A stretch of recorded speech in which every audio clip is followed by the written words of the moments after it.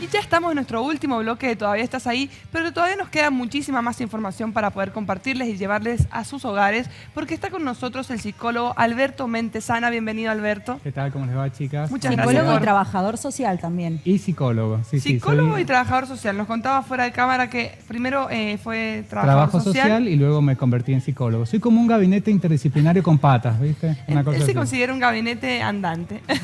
Obvio. Bueno, Alberto, muchísimas gracias por estar acá, por poder compartir con No, nosotros por favor. también.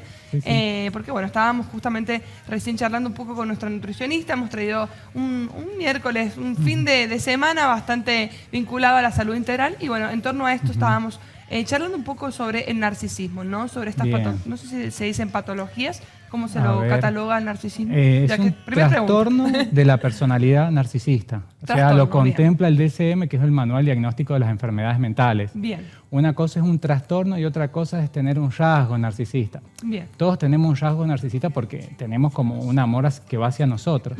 Ahora, cuando ese amor es exagerado y no nos permite ver el resto, entramos en el problema del narcisismo. Se convierte en un trastorno, digamos. Claro, solamente pienso en mí, no empatizo, la culpa la pongo afuera, exagero situaciones. Por ejemplo, yo soy psicólogo.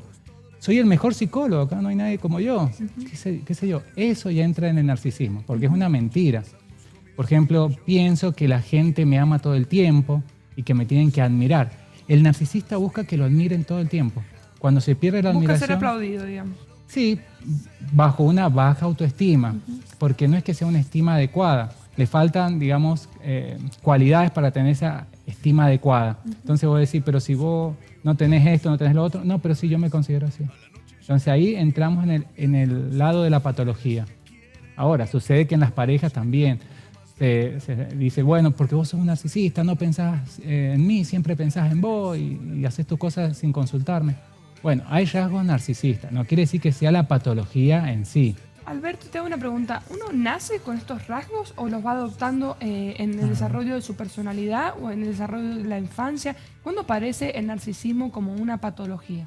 Bien, mira, puede haber rasgos genéticos, eso hay que indagar bien, pero lo que en mi pensamiento es la cuestión socioambiental. ¿Qué quiere decir? Cómo la persona se va criando.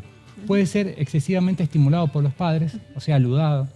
Mirá, sos el mejor, qué bien que vas, entonces lo estimulan en sobremanera. Él se cree único. O puede haber casos de abuso o falta, digamos, de atención. Entonces, de grande, ¿qué hace? Lo que no recibió, digamos, la niñez, lo busca de grande. ¿Busca qué? Aplausos, llamar la atención. ¿Ahí está? Bien.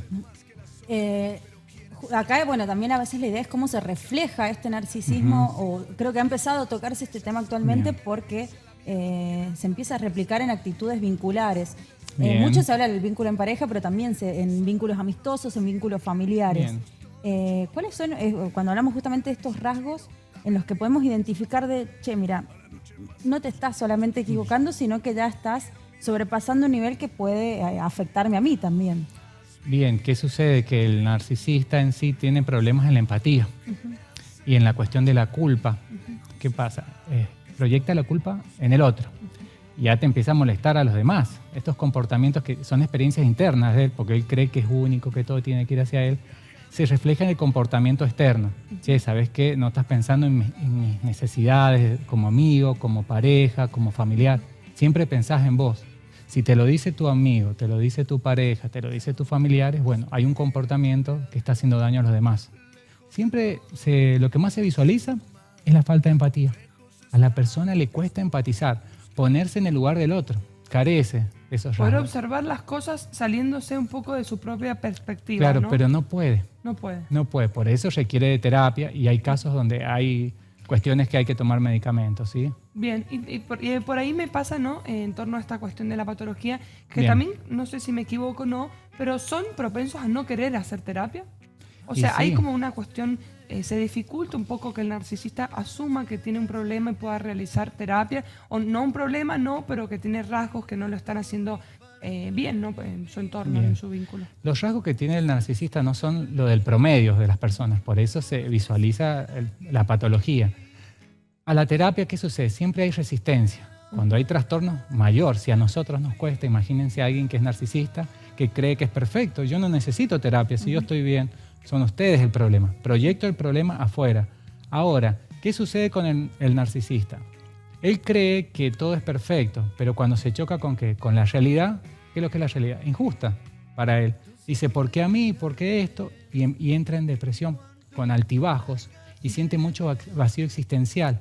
Y cuando no da más, puede acudir a terapia. Va a un médico, lo trasladan a otro, hasta que llega a un psicólogo o a un psiquiatra. O se hace algo que se llama intervención grupal. Toda la familia, junto con los amigos, le dicen, mira, este comportamiento es dañino, nos está molestando un montón. Se llama intervención. Claro, porque aunque crean que por ahí están solos, ¿no? Se encuentran en un entorno vincular, que es por ahí el que les hace generar quiebres, ¿no? En su forma de ser. Me parece que a partir de eso por ahí se puede hacer que esa persona se encuentre, digamos, con la intención de poder ir a la terapia, ¿no? También pensaba en esto de cómo diferenciarlo al narcisismo de un buen autoconcepto, de un buena autoestima, que si no es lo mismo decir yo soy mejor que los demás a que yo soy mejor en lo que hago a la par de los demás. La autoestima se refleja, una autoestima promedio o alta, se refleja en el accionar. Los demás me devuelven una imagen positiva. Por ejemplo, yo sé que estudié trabajo social, me recibí de psicólogo y tengo ciertas características que me está avalando la sociedad. Quiere decir que soy un buen profesional, pero no quiere decir que soy el qué profesional. Entonces, esa es la diferencia. Una buena autoestima sabe el valor y se lo refleja a la sociedad. Los pares, familiares, pareja, le dice, qué bien que estás haciendo esto, gracias por escucharme. Ahora, cuando nadie te refleja eso, hay un problema en lo que yo pienso. Hay un problema cognitivo, o sea, lo que yo estoy pensando no coincide con la realidad. Esa es la diferencia entre la buena autoestima y el narcisismo. El narcisismo choca con la realidad. La buena autoestima tiene un reflejo y va interactuando. Claro, va interactuando y va fluyendo. Es difícil diferenciar porque hay gente que sí tiene una buena autoestima y dice... Sí, y muchas veces como que socialmente no uno observa a una persona que tiene rasgos de narcisismo y automáticamente dice, tiene súper autoestima, se ama, es como, esta persona se quiere un montón. Por ahí la persona que tiene buena autoestima uno no lo ve reflejado rápidamente, sino más tiene que ver más con un bienestar no personal, con una buena relación con sus pares, pero no es una cuestión que vos decís, esta persona se ama o es súper segura, que por ahí son rasgos que se vinculan mucho a quienes son más narcisistas, digamos. Bien. ¿No? Que yo tenga un rasgo narcisista no me hace narcisista. Bien. Es un conjunto de comportamientos y experiencias internas y externas que hacen que esto sea un trastorno, ¿sí? Bien. Yo puedo querer vestirme bien, usar un buen perfume y agradar, venir acá y charlar, y eso no me convierte en narcisista. Puedo tener algunos rasgos, pero que no me hacen un trastorno. Para que llegue a un trastorno es un conjunto de conductas y de rasgos que están fuera de lo normal, están exacerbados. El narcisista cree que es el centro del mundo. Ahí está, ahí radica. Y en la cuestión empática, no empatiza, no puede ponerse en el lugar de ustedes. Y ahí te das cuenta, igual en las psicopatías, también sucede igual. Claro, pensaba eso como también está vinculado quizás el narcisismo con intentar manipular un poco el entorno, con actitudes de manipulación. No sé si tienen que ver también ese rasgo con el narcisismo. Mira, el narcisista busca tener admiración, pero el psicópata busca obtener daño, que esa es la diferencia. ¿Sí? El narcisista busca otra cosa. En el momento que no tiene la admiración, él se va. El psicópata no, queda buscando hacer daño. Carece también de empatía y de culpa. Y no tiene lealtad también el psicópata. Esa es la diferencia principal entre el narcisismo y la psicopatía, digamos. Claro. Alberto, para ser tal vez un poco más específico, sin meternos de lleno en tus terapias y en tus sesiones, pero ¿cuáles son algunas de estas consultas o estas principales acciones donde vos ves reflejado esto de, che, estoy con una persona narcisista o mi familia, o qué, ¿dónde se reflejan esas acciones principalmente narcisistas? Bien, a ver, viene mucha gente por la cuestión de sesiones de pareja, entre el hombre y la mujer, se reclaman conductas. Le dice, vos sos un narcisista que no pensás, tenés mamitis, bueno, empiezan con un montón de cosas. Más que nada se ven las sesiones de pareja, donde se denota la cuestión narcisista en alguno de los dos. Es lo que yo he notado, en mi consultorio. Más allá que trabajo ataques de pánico y otras cosas, denoto eso. Siempre en las sesiones de pareja visualizo más el narcisismo. Y siempre el que es narcisista es el que más le cuesta. Porque yo pregunto, bueno, ¿qué los trae a terapia? Me trae a terapia que no doy más porque él o ella. Y le digo, bueno, ¿de quién fue la idea? Fue mía. Ah, bueno, esto es importante para vos. para vos, pero la otra persona no, es la que vino obligada. Generalmente él es el que tiene a veces la patología. A veces, no quiere decir siempre. Claro, porque sí, me imagino lo que a veces la motivación puede tener que ver también con un miedo, pero por ahí muchas veces está vinculada con unas ganas de poder acceder. Y tengo una pregunta, Alberto. ¿El ego tiene que ver con el narcisismo? ¿El ego, el narcisismo son términos, son sinónimos, son términos similares? Sí, son similares. Tiene que ver con nosotros el ego, con el yo. Ahora, cuando ese ego está distorsionado, están los problemas, que es como un problema hasta corporal. El narcisista cree, por ejemplo, que en una semana se va a poner musculoso y se revienta hasta que ve que no es así. Porque en la idea de perfeccionismo lo tiene en la cabeza. Su ego está muy alto y él cree, yo en una semana me voy a poner musculoso y voy a ser el mejor. Llega la semana y está destruido y ahí entra en el bajón. ¿Por qué? Porque la realidad no le está devolviendo lo que él tiene. Se golpea todo el tiempo con el entorno. Claro, hay un problema con la realidad. Le cuesta. Dice, che, pero yo pensé que en una semana. La idea está distorsionada. Hay problemas cognitivos de interpretación de la realidad. Y qué peligroso, ¿no? Pensando en términos de salud mental, que esto nos lleve a la depresión y a otras patologías también que por ahí nos autodañan. Porque bueno, eso, de pasar de estar como muy en lo alto a después toparnos con la realidad, con un golpe, ¿no? Nos genera como esta cuestión vinculada a lo depresivo, que me parece que también es como un gran problema para poder trabajar en terapia, ¿no? Porque eso puede terminar en otro tipo de problemas, ¿no? El exceso de depresión o el no poder salir de esos bajones. Bien. A ver, las patologías son mixtas, o sea, no es que esté en estado puro el narcisista, hay una mezcla a veces con la cuestión de la depresión. Lo que te suceda con la realidad, bueno, tiene que ver con tus mecanismos de defensa, con tus habilidades sociales y para la vida, y cómo vos te desenvolves en la cotidianidad. Quizás ella soporte la presión mejor que vos o viceversa. Esas son ya cualidades más subjetivas de la personalidad, de la estructura de la personalidad. Ahora, sí hay que tener en cuenta las cuestiones de signos de la depresión. Por ejemplo, si yo no quiero salir de mi habitación durante un mes, no me estoy bañando, pierdo energía, pierdo voluntad. En el trabajo me están haciendo de notar que, bueno, que no voy bien vestido, que voy con olor, que voy desaliñado. Bueno, esas son señales de que la persona puede estar entrando en síntomas depresivos.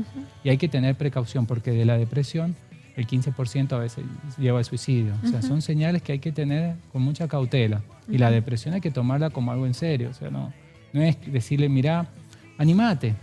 No se va a animar porque no puede. Y claro, el que es narcisista. Y el narcisista, sí, tiene este rasgo depresivo cuando se choca con la realidad. Como decir. La realidad es tan diferente porque creemos que la vida es justa. ¿Es justa la vida, chicas? No. No es justa. Y eso lo sabemos, pero el narcisista cree que sí. Y que es justa también para él. Y cuando ves que es totalmente diferente, entra a veces en estos altibajos, que pueden ser melancólicos, puede darse una depresión sostenida o no, puede volver a resaltar, pero eso depende de las características subjetivas de cada individuo. Personales, claro.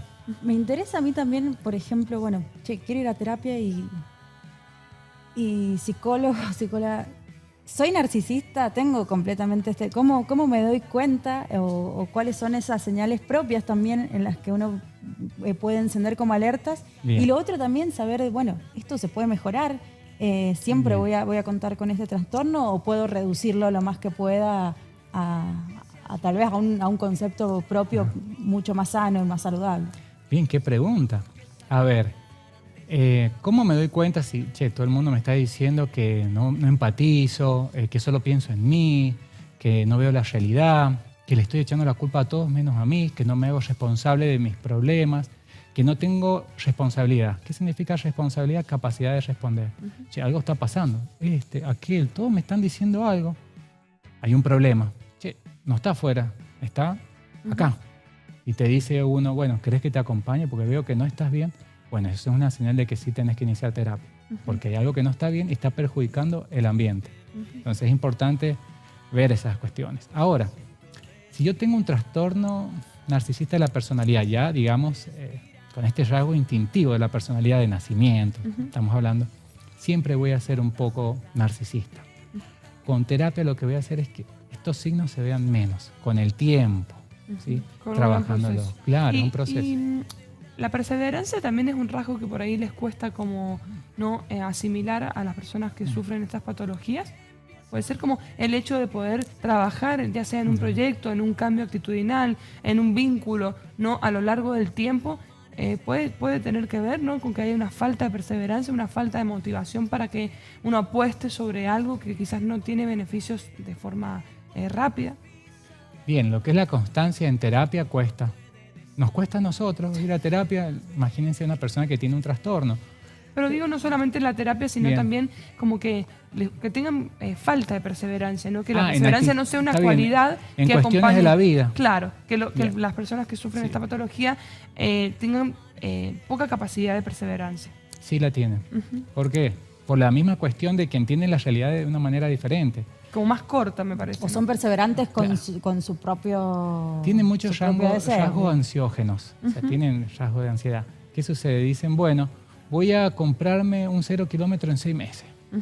Y el tipo se pone a trabajar y ve que a los 6 meses no tiene ni un cuarto. Porque claro, los objetivos no son realistas, son idealistas. Sucede igual en el amor. Ellos creen que las personas que se tienen que enamorar de ellos o de ellas son personas famosas. Son personas famosas. Y yo salgo con el ingeniero que hizo tal cosa, o yo salgo con el médico. Son todos médicos, ingenieros, personas famosas. O sea, ¿qué quiere decir? Que tienen alto estatus. Necesitan como un aval social también, claro, que los ampare, digamos. Sí, porque buscan mucho el tenor de los valores sociales. Por ejemplo, títulos, dinero, fama. Eso equivale a la autoestima. Pero como es una autoestima ficticia, se cae con el tiempo. Ahora, sostener actividades, proyectos les cuesta un montón. Porque no lo tienen. Porque la realidad es que la injusta. mentira es una clave también para sostener un poco ciertas acciones. Sí, tienen algo que se llama distorsión cognitiva. Distorsionan realidades. Por ejemplo, pueden tener un celular y dicen, este es el último celular y el más caro. Siempre va a ser el más caro, el mejor, que lo sabe manejar el mejor, que le han dado el mejor precio. Siempre tiene que ver con algo que se agranda. O sea, son la grandiosos. necesidad de mostrar como una grandeza. Perfecto. Bueno, Alberto, un placer que nos hayas podido acompañar, un placer que le hayamos podido también traer a nuestra audiencia esta información, ¿no? Todas estas patologías y poder pensar en seguir trabajando junto a vos sobre la salud mental, que nos parece que hoy en día es un tema que lleva un montón de preguntas. Sí, seguramente a nuestro público y a nosotros también nos han quedado un montón de preguntas. Pero bueno, la verdad es que nuestra intención está en poder trabajar sobre estos conceptos de salud integral y sobre todo sobre la salud mental, que es algo que necesitamos un poco más de información, que necesitamos también hacernos cargos, acudir, ocuparnos de nuestra salud mental, sobre todo en contextos socioeconómicos como los que estamos viviendo, ¿no? que suelen como hacer reflotar y hacer un poco más fuertes las cuestiones vinculadas a la salud mental, ¿no? Sí, la economía,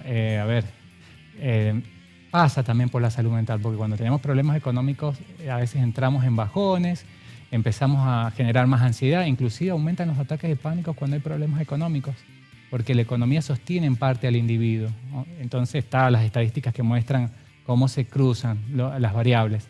Suceden ansiedad, ataques de pánico, depresión, suicidios. Sí. Los suicidios se denotan más en países industrializados y supercapitalistas, se visualiza más en Japón. Se vienen tirando los edificios, porque lo económico transversaliza toda la realidad. Toda la realidad. Sí. Así que bueno, Alberto, estamos muy agradecidas. No, y recordanos tu Instagram, eso sí, para que toda la comunidad también te pueda seguir y consultarte lo que necesites. @licenciado.albertomentesana.ok. Lo estamos pudiendo ver en pantalla también para que nuestro público pueda buscarlo. Y como decíamos recién, es muy importante que podamos acudir a la información siempre que esté respaldada por profesionales de la salud, o en este caso, pero que bueno, que siempre podamos nosotros consumir información que tenga un respaldo profesional de quienes han estudiado o al menos se especializan y tienen las intenciones correctas sobre la información que se está dando.